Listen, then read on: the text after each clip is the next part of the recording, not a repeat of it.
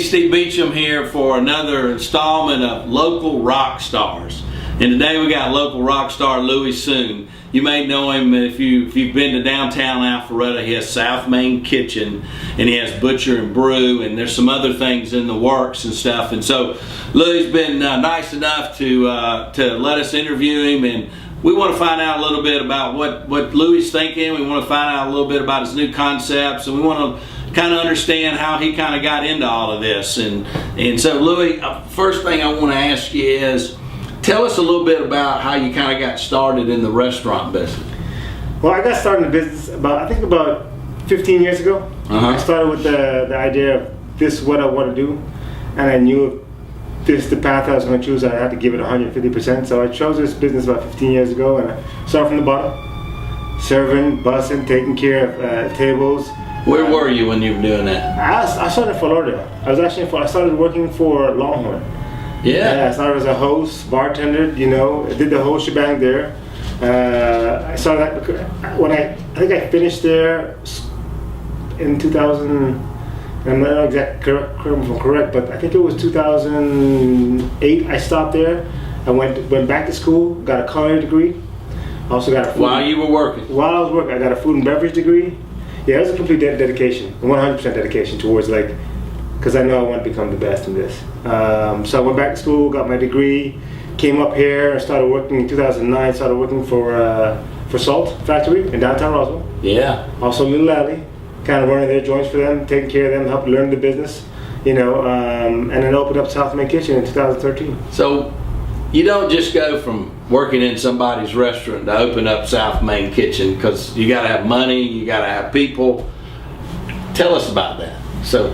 No, first, and I say this before the money, first have the dedication and have the heart, and ready to dive into this business, I think money is important, clearly, because you can't do it without money, but if you don't have the right set of tools to be successful. People will come with you with money if they think you're a winner, right? Yes. Is that what you found? I believe so. I believe if you feel like, if I do business with that guy, I got a good chance of making it, because this is a very finical business as is, So having that dedication and want to be the best is first, obviously clearly decide this is the industry that you want to be in for the rest of your life, because this is not a part-time gig. This is a lifer. I'm a lifer in this business.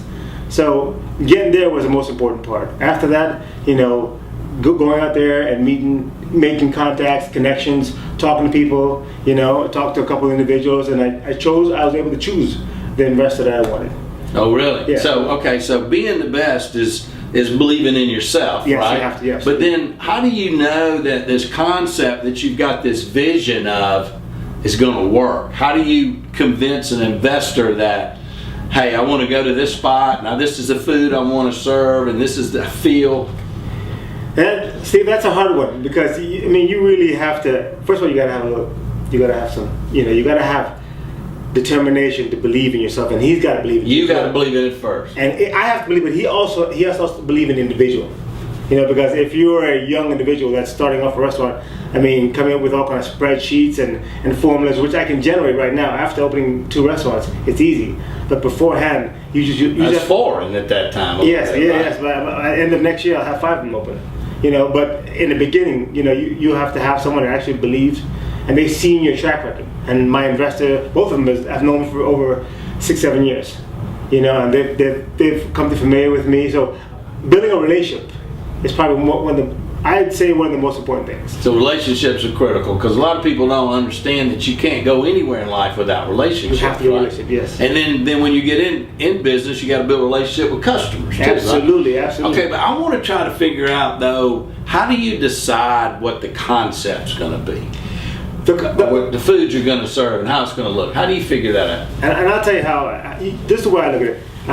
When you have a concept, because I went to college and I had this concept that I created, I realized that you have to first look at the location. Where it is you're going to do business.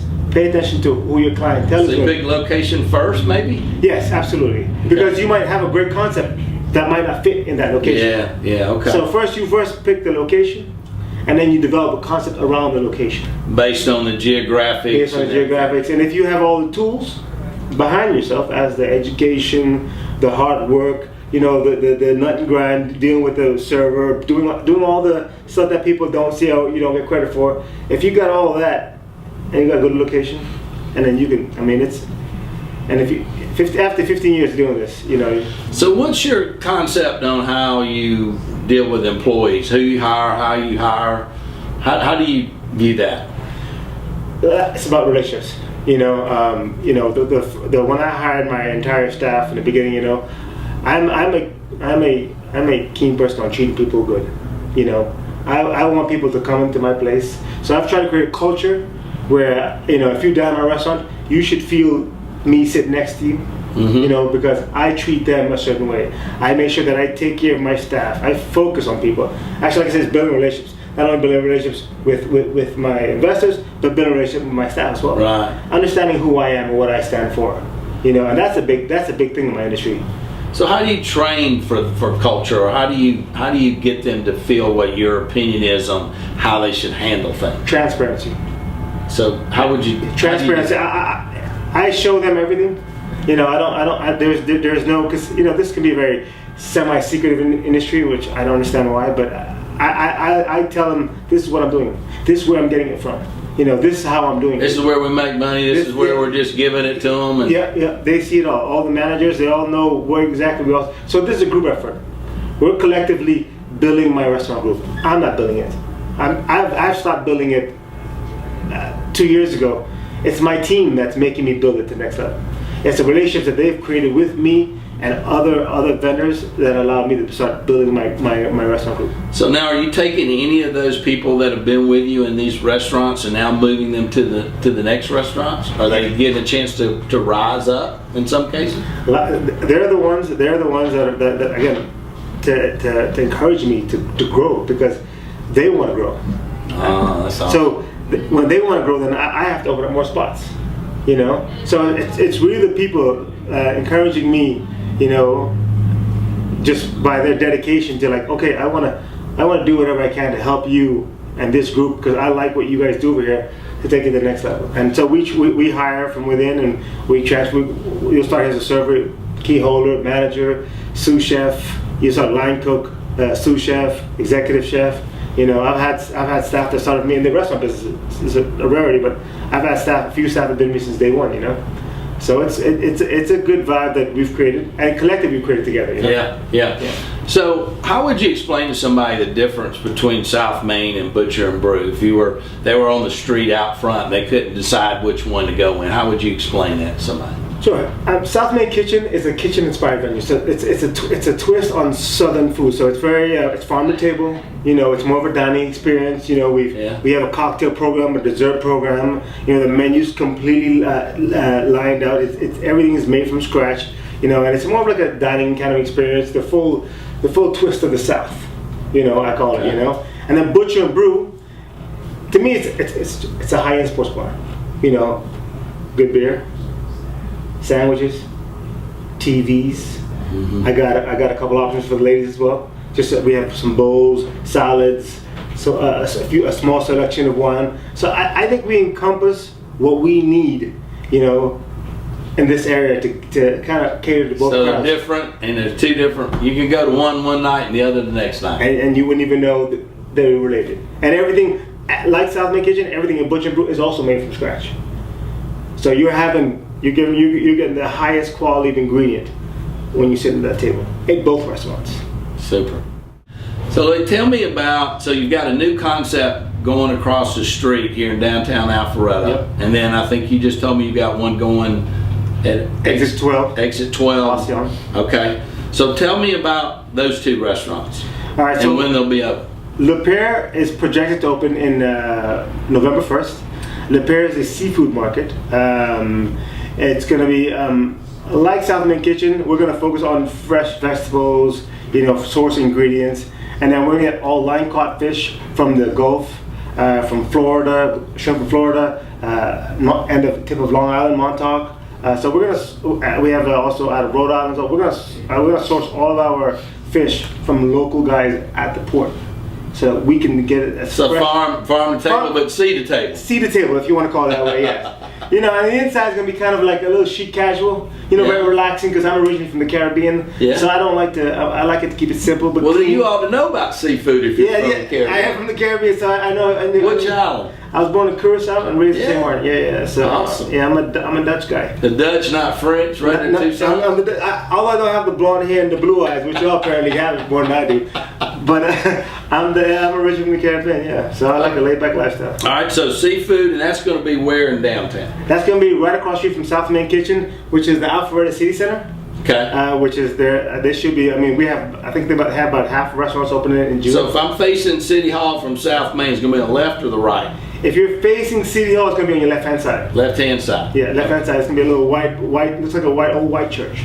So that's those two little white buildings that are. No, it's going to be the one on the left. The left of that. Yeah, left of that. Yeah. Would it be on Main Street or just behind? They actually call it North Broad Street.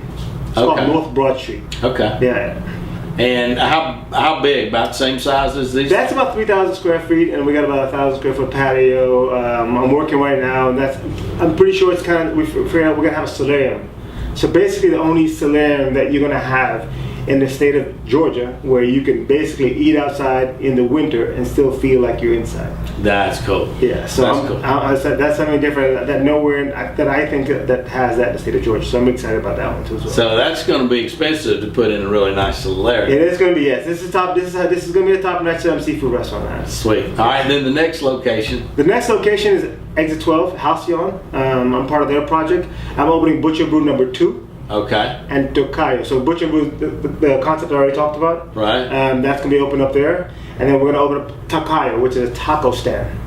Yes. So real casual. Real casual. It's a stand. They have a food court section. And I know I love tacos. My chef, Andy Long, loves tacos. So, I mean, it was like a no-brainer for us. It was 640 square feet. You know, we want to...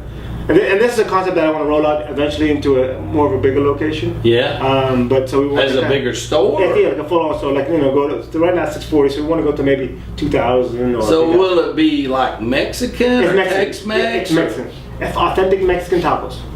Sweet. Authentic Mexican tacos. And so that'll be really like just several employees. It won't be a lot, and there won't be any enclosed dining on that. No, that's just it's in a food court. Kind of like food court. It's in a food court. You know, we'll have our little stall. You know, and we'll start Tocayo there, and then we'll have the Butcher and Brew also. So how did you come up with those two concepts? Butcher and Brew. No, the seafood. Le Pear. Le Pear. I came with Le Pear.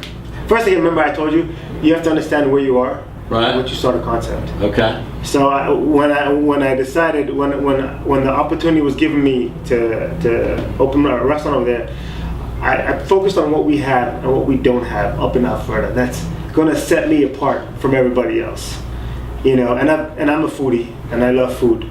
You know, and I eat out a lot. You know, and I've eaten up every place up here in Alpharetta, Roswell, Dunwoody, and there's nothing up here that has what I want to bring to the table. So it makes you unique, and that's big. And so that's going in. That seems like the return on investment's good because you got something unique. Yeah, I believe so. And with the times that have changed, a lot of the seafood restaurants they have currently right now, they're not to say they're outdated. Yeah. You know, but they need. They're not updated. They're updated. Okay. So, and I want to bring something a little fresh. All right. So what I want to ask is, you telling me that you kind of went back to school and you just kind of kicked in. Was there something that was going on in your life where you were doing something and said, a light switch came on, or something that said, hey, I want to be somebody, I want to be the best? I mean, what made that happen for you? There are a couple things that happened in I guess you could say, in my life.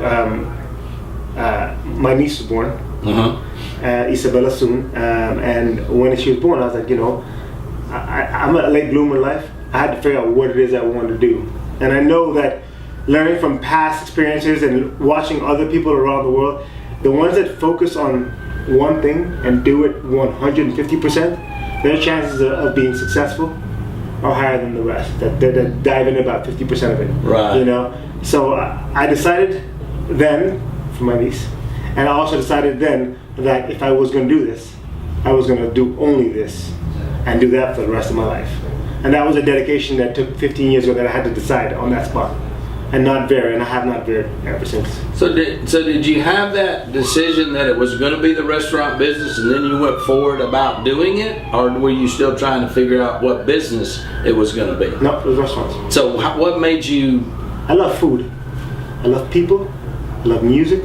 I love putting them all together in one place. And that gives you that. Yeah, and that gives me. I mean, if a guy sits down, if you go to my bar, and you have a Coca-Cola, and you eat one of our South Main Kitchen burgers, and you look at the bartender and says, "My God, that was the best burger I had in my life." That's all the fulfillment I need. That's what you look for. That's what I want. That's what I want. It's simple as that. So what's your purpose? What do you bring? What do you think you bring to the world? Why do you think you're here? Well, that you have to ask God.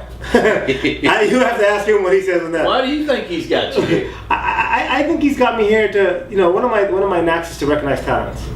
I recognize talent. I recognize if. So you get excited about these people that are working for Yes. you and seeing them grow. Seeing them grow. Andy Long is my culinary director of building relationships. I've known him for over 9 years, and we've been in contact. And he's been a genuine good guy from the minute I met him. And over the last 9 years, we've kept in touch and talked. And 2.5 years ago, he joined me full time, and now I'm the front of the house, he's the back of the house. But it's just finding people that have that talent, that extra spark. Yeah. That extra push. Little it factor. That little it factor. So you gotta have that too. You gotta have and in this business you have to be well traveled as well. You have to be well traveled. I do recommend to see as much as you can before you decide what it is you want to do. Because if you just go in it knowing, well, this is what I like. Well, Not everybody likes what you like. So you have to know in order to deliver. And that's one of the things that I've done all my entire life because of where I grew up and where I'm from. I've been traveling since the age of 4 years old, which has worked to my benefit. I've traveled everywhere in the world. I've seen so many different things. I've hanged out with so many different cultures. I can hang out and I can play golf, or I can go to the beach and hang out. I'm just a versatile individual. Yeah. So how do you? One of the things I'm into is how people talk to themselves. I believe the conversation that you're having with yourself is critical, and I find that a lot of people are having negative conversations, or people aren't even really having conversations. But I find that highly successful people kind of have certain phrases or certain things that they say to themselves when they run into a situation, or when they're trying to get going, or they're trying to solve a problem. Do you have anything that kind of keeps popping up in your mind that's kind of your little saying? Yes, I guess I can say, what I say is I know that I'm doing everything 100%. Because you kept alluding to 150, so you're really focused on making sure you're all in. I'm all in. I made sure that no matter all my T's are crossed, all my I's are dotted. From the places that you don't even see, from our office that we have up here, it's just like my restaurant downstairs. Every corner is well thought of. That's awesome. 100%. So, thank you, Louis, for coming and being with us today and helping us out and giving some words of inspiration. I hope you'll go visit his 2 restaurants that are open, and his 2 new ones, or 3 new ones actually, that are going to be opening. And that concludes our last edition of Local Rock Stars. Thank you. That was awesome.